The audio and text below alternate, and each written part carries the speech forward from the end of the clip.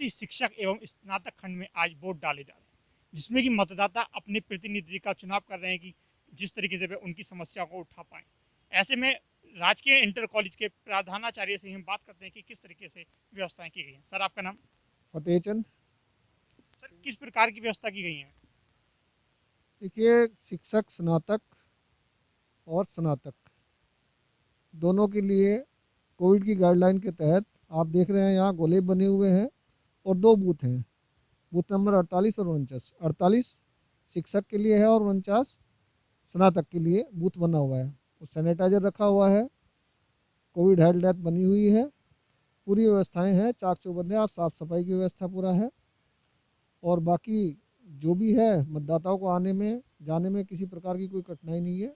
शांतिपूर्वक चुनाव चल रहा है, सुरक्षा बल तैनात हैं। यही सारी व्यवस्थाएं विद्यालय की ओर से भी की गई और निर्देश भी ऐसा है।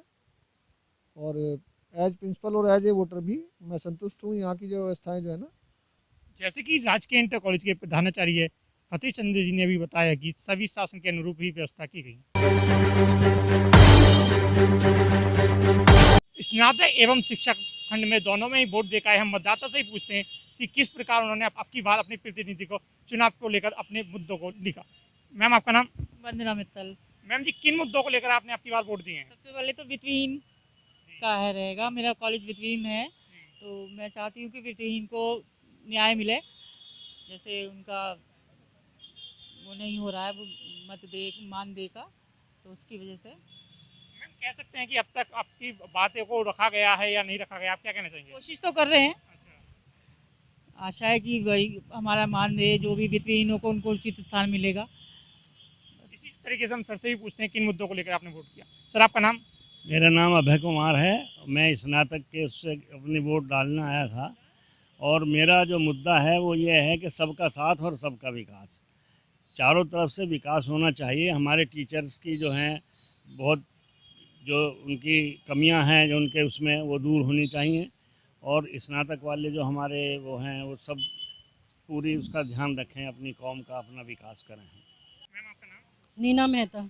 पहला मुद्दा तो यही है कि जो ओल्ड पेंशन उन्होंने ख़त्म कर दी गई है टीचर्स के लिए। मेन मुद्दा तो पहली प्रायोरिटी तो हमारी यही है। हाँ, जैसे जितनी भी छुट्टियां थी वो सब कैंसिल कर दी गई हैं।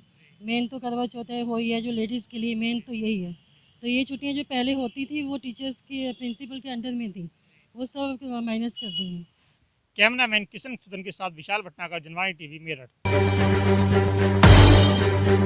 बूथों पर पर्याप्त पुलिस बल और पीएससी लगाई गई है। इसके अलावा सेक्टर पुलिस ऑफिसर और जोनल पुलिस ऑफिसर लगातार भ्रमण कर रहे हैं।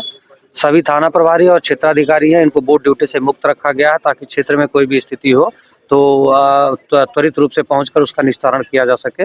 एक्स्ट्रा फोर्स भी सिटी में जगह जगह चौराहों पर लगाई गई है। पूरी तरह से चीजें सब सामान्य है, शांतिपूर्ण तरीके से मतदान की प्रक्रिया चल रही है। चूंकि मतगणना यहाँ पे होनी है तो सभी 9 जिलों की मतपेटियां यहाँ पर आएंगी।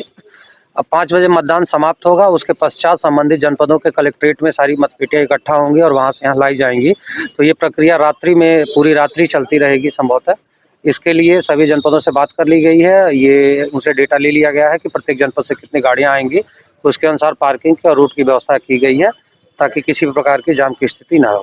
चुनाव संपन्न हो रहा है, जिसमें सेक्टर मजिस्ट्रेट तैनात किए गए हैं, जोनल मजिस्ट्रेट से, फिर उसके ऊपर एसडीएम तहसीलदार भी लगे हुए हैं और पुलिस प्रशासन अपना पूरी तरह से ड्यूटी लगाए हैं और वरिष्ठ अधिकारीगण द्वारा इसको भ्रमण करके भी सारे बूथ का सुरक्षा व्यवस्था को देखा जा रहा है। तो वर्तमान में सुबह के शुरुआत में 1-2 इश्यूज थी, उस सबको हम लोगों ने सॉर्ट आउट करा दिए हैं।